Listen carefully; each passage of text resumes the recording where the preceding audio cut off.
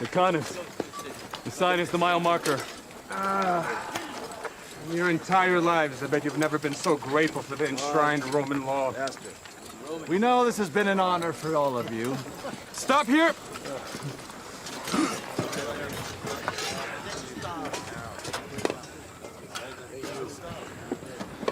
I said stop!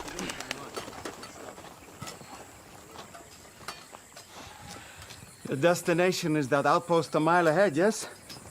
It is, but we're only permitted 1 mile. By coercion.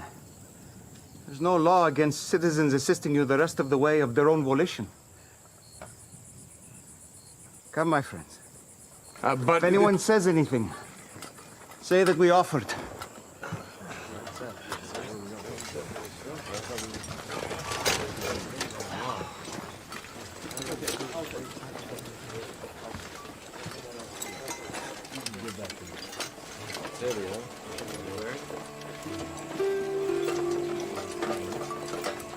Rabbi, what are we doing? Why would we just help Romans? Judas, where did we meet? At the sermon on the Chorazin plain. Good. Whenever you are troubled, think back on my message.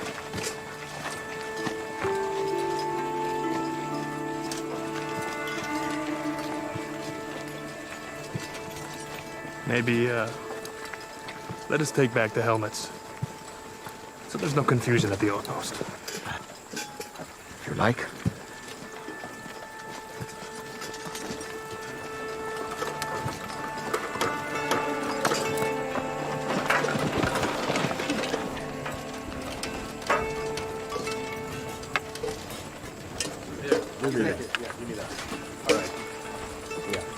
I'll take it. I've got it. Hey, if anyone forces you to go 1 mile, Go with him too. If anyone forces you to go 1 mile, go with him too. Matthew 5:41. Could Jesus in fact be allowing the Romans to walk all over them?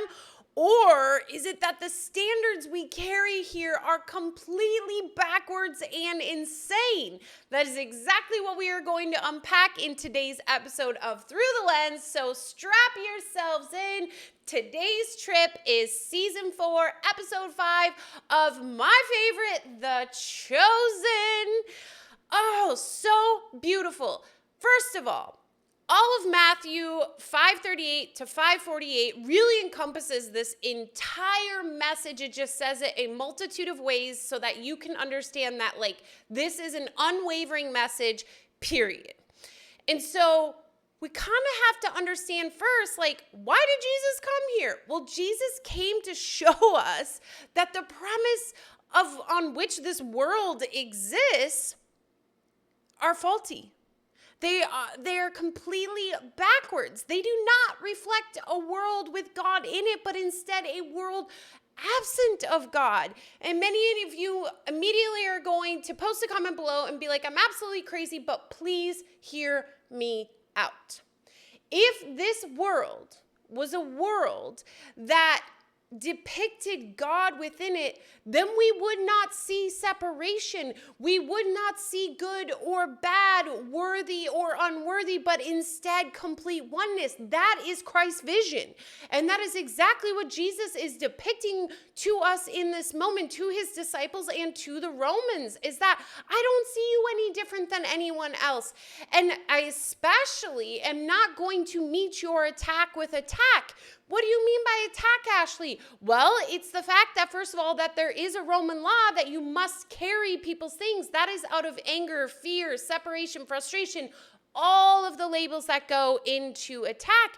And most often, I bet, that law or that rule is met with attack, is met with irritation, frustration, and anger. We see that if you go back and watch when they first take everything on for the first mile, when Jesus just starts to grab everything, he doesn't gripe, nothing. All right, let's do this, put our stuff down. Everybody else like, what?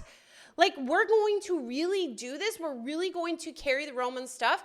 Meaning they immediately saw that their salvation was located in the fact of them not doing what the Romans said. But the problem is the Romans sought their salvation in the fact of them doing what they want. So they both, even though they were on different sides of the pendulum, were just as insane in their vision, in what they were seeking in that moment. And Jesus shows both of them how insane their thought systems were in the moment. Maybe consciously they're not like, oh, that was insane.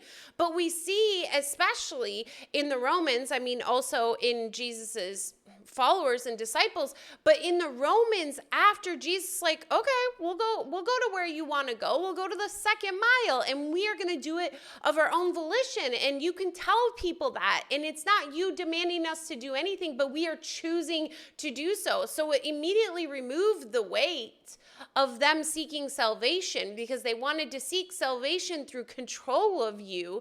But if you are not in control of them, then there is no salvation to be sought. And Jesus shows them that. So it's almost like, I had a friend one time say, Ashley, you take all things and you just put them on your hand and you go, that's what Jesus just did. Jesus just did that to their attack, to their belief that their salvation lied in your griping and anger back in your ability to see them as separate, whether you saw them above you or below you. But most likely, if you were going to pick up that stuff and gripe about it, your hierarchy was above. And yes, Jesus picked up the stuff and he had the other people pick up the stuff. And that could be seen as Jesus saw the hierarchy. No, Jesus was showing you that the hierarchy doesn't actually matter at the end of the day. And instead, I'm seeing you as an equal to me, as my brother, and I want to help you out. Right? That's what he did by adding that second mile. It was no longer about a system of hierarchy. It was no longer about this insanity that we have within this illusion that God is non-existent in our standards and our belief systems and in what this world was built on, because we see separation. We see people as different. And in the kingdom of heaven, in the vision of God, in the Christ vision, we are all equal. We are all one. There is no separation. There is no good or bad. There is no up or down. There is no worthy or unworthy. And this Matthew, 5:38 to 5:48 talks about it in like almost every possible scenario of like, if he asks for your tunic, give him your cloak. Like, it's always go the extra mile, and it's not go the extra mile because you need to sacrifice yourself, right? I think we have misinterpreted that within the Bible and believe, oh, I must give all to receive. That is not what Jesus is showing, friend. Instead, he is showing that's all I'm doing here is giving. And it's no different from you or you. I will continue to give because I know in giving is receiving. And I know that in giving to you is giving to me. And we are one.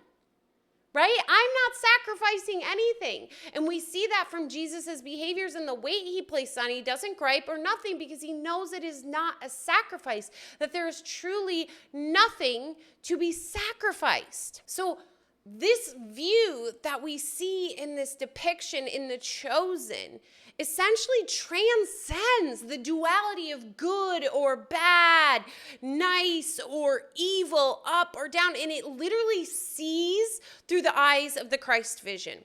And that is in heaven, where those labels don't exist, where there is no separation. But we see in the Romans, as that is presented to them, that they can't deny it.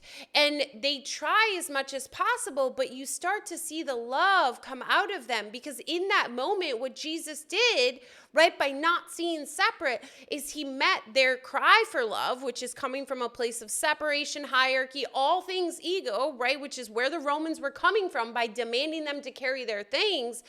And so it was a cry for love, and Jesus met it with love. And when you meet a cry for love with love, what do you get? You get love. But it was so confusing for the Romans at first. They're like, wait, what?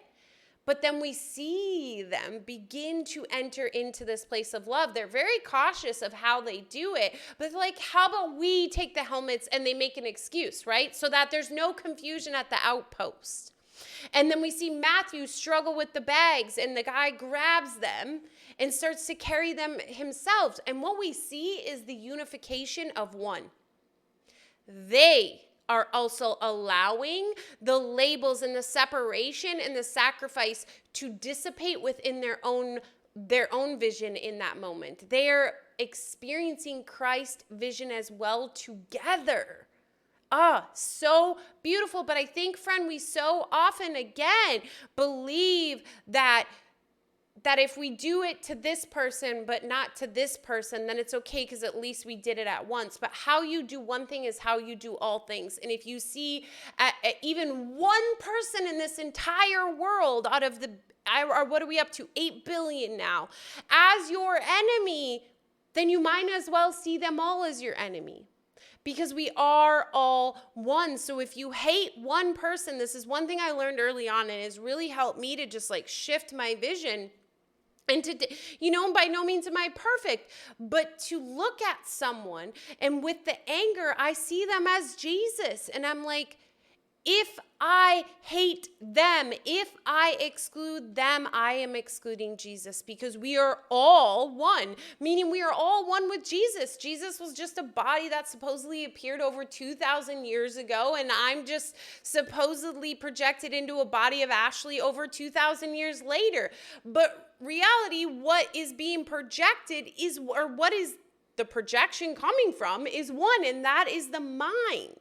So if I hate my brother, I hate myself, and I hate Jesus, and I hate everyone else, and if I treat them that way, I am treating everyone else that way. So in fact, Jesus is also showing that is like, hey, these people are the same as you people, right?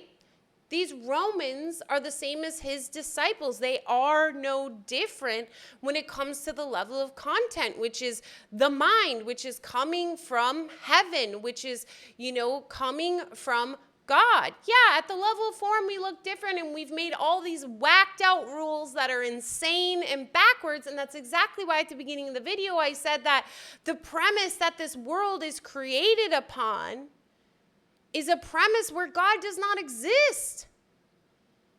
We have created a world that does not allow God to exist in it. Hence all of the separation, hence all of the good and bad, hence all of the, negative and positive. That is a world that God does not exist.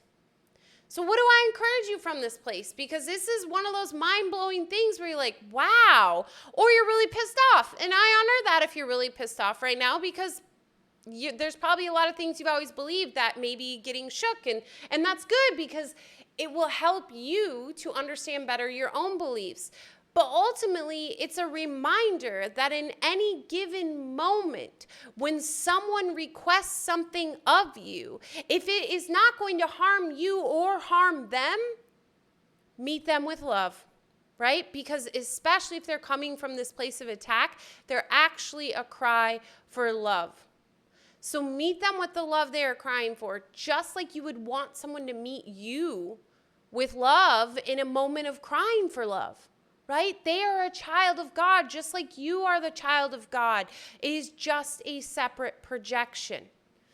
Oh my gosh, I just love this so much because I think we could go down so many different rabbit holes of really the depiction Jesus presents to us in this moment. But ultimately what it is he takes their separation and their ego belief and their ego projection, and he blows it away, both the Romans and his disciples, because his disciples were trying to project their own shame and guilt out on the Romans and blame them for being the bad people. And Jesus didn't allow them. We see that in Judas. He doesn't look very happy. And of course, I think this is foreshadowing of what comes later, but he still isn't really feeling it, what Jesus says. And ultimately, it's because of his own guilt that he is projected on the Romans. He is not willing to take it back to the place in which it can be healed and handed over to spirit, which is back into the mind, which is back into the ownership of himself.